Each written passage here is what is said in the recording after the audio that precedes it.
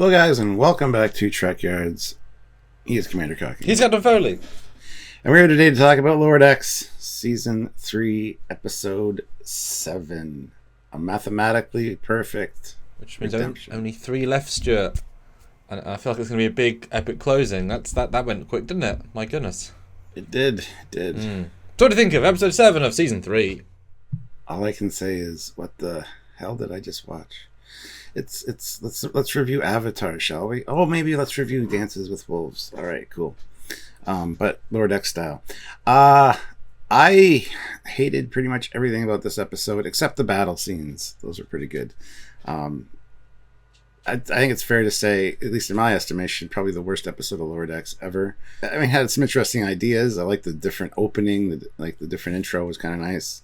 And I was really hoping for a Peanut Hamper redemption because I haven't liked Peanut Hamper since the first episode we saw her in. And I forgot why after all this time. I thought my hate was a little unjustified. I was beginning to fool myself to think that maybe I need to go back and revisit. And no. 100% justified. And I was waiting for the redemption and kind of got one for a minute. I'm like, maybe I'll change my... Oh, wait a minute. Nope, no, not. So, I mean, good on them for that, twist a little bit. But, yeah, the ships, the battle was cool. The weapons were cool. I did like that kind of aspect of it. And the fact that they did have warp and then went back to more primitive, I like that as well. Other than that, I mean, could have done without this one, honestly. So... that's kind of my quick summation. How about you? I mean, I quite like it, in that I get what it's trying to do and I like what it's trying to do. No one could say it's one of their best episodes because it's the least low-deckian episode, but we've gone 3 years, we've already got 4, we can afford to do whatever the hell we want. We can do masks. It's weird, it's different, it's out there. And this is a weird, different out there. And maybe it's also a cost-saving episode in that the later episodes are building up, so the less time recording the main 4 may save a bit of money for later. I'm just wondering, because day players are a lot cheaper than regulars, etc. Don't know. It's creative, it's interesting. It's definitely a slow build.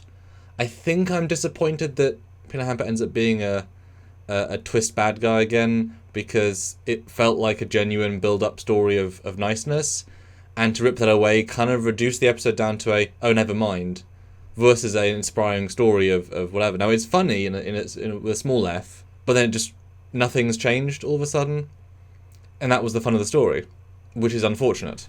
I think they're building up to the supercomputers take over. But that's what saves the concept. Yeah, at the end, you're like, oh, okay, I get it. We're making our Borg of the equivalent, the evil race of low decks. It was the Packlids, now it's the AIs. I get it.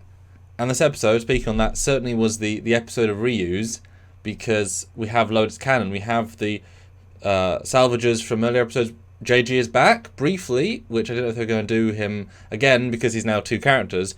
And of course, Jeffrey Combs at the back as well for a brief cameo, which felt like, we're utilising old assets again. And, oh wow, we could throw in 2 legacies this week, so we didn't get a legacy in episode 5, I believe. So that was kind of funny. Which is continuing the trend of almost every episode being a legacy return, even if it's their new roles. So that the end really, really helped the episode, like, massively, I think, to give you a sense of, oh, I get it. But I certainly bought into the relationship between Birdman and Robot, for what that's worth. Although I kind of wish we'd had some sort of payoff to the girlfriend. I'm not going to take your man, I took your man. A scene, would have been kind of satisfying, but hey, that's just me. Yeah, the return of Jeffrey Combs as Agamus was nice. It's nice, another nice tie-in. Like I said, there were parts about this episode that were interesting. Some of the beginning was interesting. Hamper trying to build in a cell and get out of there was cool. To re-see the battle was fun. Yeah, the different views of the battle for sure. Seeing Hamper immediately sacrifice her friend Sophia.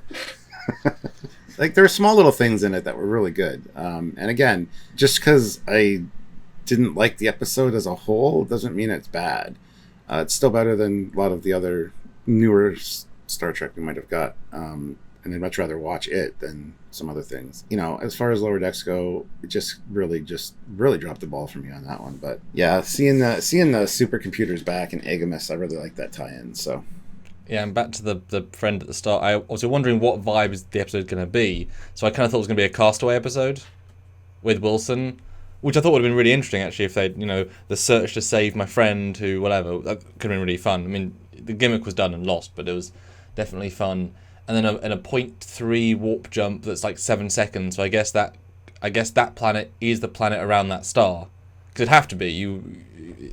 It wouldn't be able to go any further. But I definitely did like the reveal that they were pre-warp, they were the warp capable. I thought that was a nice twist. It deepened the potential, and it helped to rectify the you're not freaking out guys, because obviously wondering where's the balance here going to be. Good designs for ships. I liked them. The fact that they're so powerful, I kind of bought. We're adding another sort of Vaudois style ancient alien powerful race that were clearly pew-pewy, because if they're able to take on, scavengers and a Cerritos. So I guess these aren't high-end ships in any way. I guess a Sovereign might be happily toe-to-toe. So maybe slightly overcompensating a bit in power level to what we associate the show being, maybe. But I liked these guys are beefy, and I'm guessing as now we are seeing things return from earlier episodes, we might now see a ship of that appear at some point in season 5 as a, well, damn, these guys have got some powerful phases, etc. So that I thought was all nice. I wanted a bit more comedy in the Cerritos stuff. A little bit was a bit dry. I get why, but I kind of, maybe more would have been made about her marrying a bird dude. Some more jokes about that or whatever. But there's so little time in the end. It feels very sort of third act resolution with the crew, because they're such a tiny part of the overall story. I love that all the main characters essentially were on the bridge when the dress all came in, and Mr. Megaloo or whatever Miglamo counselor, was sitting in the counselor's chair. Would have been great if he went down to the planet and there was some kind of bird related. See, that was obvious. There. They missed that trick. Yeah. Oh, fellow bird race. Hello, I'm also a bird. It writes itself, but he didn't say a damn word. He's the Morn of this series. He's in episodes. There's no dialogue most of the time. I love how they also refer to the poor man's Aurelians, because the Aurelians were the bird-like creatures from the animated series, which you've seen a few times in Lower Decks, just as background. But yeah, I think my favorite small gimmick is that every animal flies. That was really fun. The sky snake. If everything flies, why isn't just the snake? We were translating. She did explicitly say it was a translator. Although, boy, to translate a new race's thing, very advanced, but of course, replicator inbuilt. That I thought was a genius little gag. Could have more of that, obviously. And I really, really liked, because the episode really makes you wonder, what am I watching? In that it shifts from being a castaway to a Dance with Wolves, and then the moment of shift. One of the moments of shifts is when we like the dad. He's a nice guy. He could be the legacy. He could be the continuing character, although he gets moved aside quite quickly for the son. The classic trope of getting killed by a natural phenomenon / creature and then instantly healed, and it builds that moment of oh, he's fine, oh shit, and it undoes all the tension in a really creative way, like, oh, now we can go anywhere. And that's when you're obviously led to believe it's going to go positive for everybody, and it doesn't. So it knows what it's trying to do super well, so I applaud them. And if you'd said to anybody since 1996 or 1993, in 30 years we're going to see an Exocomp episode with 85% Exocomp. Seriously. Like, think about that for a second. That's how brave they are as writers to do a full Exocomp episode. I love how she refers to her dad again. Like, the Exocomps have families, and she wanted to go be a Dabo girl on Free Cloud. Yeah. Instead she got married on a bird planet. Although I did get Rick and Morty vibes the most out of all the show from this, because that there's obviously this bird person, but just the way it was framed, it wasn't as outlandish, but it was definitely the most Rick and Morty. Because if you took out Peanut Hamper, it could be any race in any show that's animated, because of course it's a unique race. But certainly it was kind of like, oh, Rick and Morty-esque, making love to a robot bird hybrid. Yeah, interesting. I still am baffled by how Peanut Hamper got through the academy to become an ensign. Yeah, I mean, so many ensigns, there's probably some level of, well, it'd be great if Exocomp was part of Starfleet. I mean, why is Elnor in Starfleet? He murdered people, like, 6 months before. He just killed some, he's a slashing, stabby guy. I mean, he's not Starfleet material, really, like Academy material from the get-go. She just doesn't seem mentally stable enough to make it through all of the Starfleet stuff to get to the ensign slot, is all I'm saying. Yeah. But we've talked about how post-Dominion War there's such a lack of people that you need to I don't know, Stuart. I don't know. Lack of people, not exocomps. Anyway. I did love the phaser fire. I love the weapons. I thought those were very impressive looking. Very cool. What, I mean, the few seconds of space battle? Yeah. But would you expect anything else, Stuart? I mean, that's pretty normal, you know. I know, but the super advanced weapons, I love how they kind of mentioned that. Like, those weapons are like unlike anything we've ever seen. Yeah, and the ships looked quite familiar. They had familiar shapes, but... There's a video coming out, Stuart, 'cause I noticed that right at the end. I was like, ah! But I did like it. They're going for a thing, and they achieved the thing. And the thing is a anti-bottle show. You know, this is a non-Cerritos episode. And I am guessing that it's meant to also cleanse our palate a bit, because next week is meant to be the movie episode. And then whatever the ending note will be, you know, we're obviously missing this grander Pack-led threat or a Titan through line. We're lacking a combined sense of oomph this season, so I'm assuming it'll be a part 1 and part 2 situation, which really builds into something huge, because they tend to end on a big note. So I'm guessing we kind of have a simmer down, weird, experimental episode before we get, you know, hardcore movie reference and then hardcore whatever. But great for JG back again. He's now played that guy. I mean, I hope he didn't die. I know he crashed. He emergency beamed out, but where the hell to?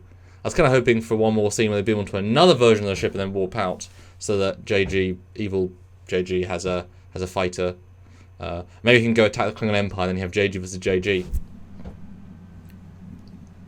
Do it! And on that note, guys, comment down below what you thought about this episode. We want to hear your thoughts. If you're able to, hit that like button and join us for lives where we talk about this kind of stuff through reviews, breakdowns, and just discussions in general. And don't miss our content on the weekends where we talk about ships and tech and all that cool stuff, do comparisons.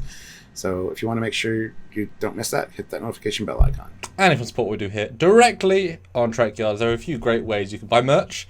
Links down below. You got to take it Trekyards home with you, as it were. Or you do the monthly ways.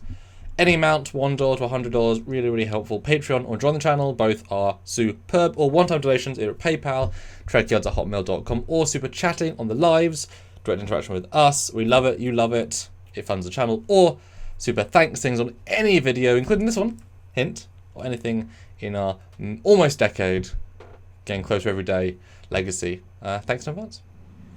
That's right. So until next time, he is Commander Cocky. He's Captain Foley. Bye, everybody. Bye, guys.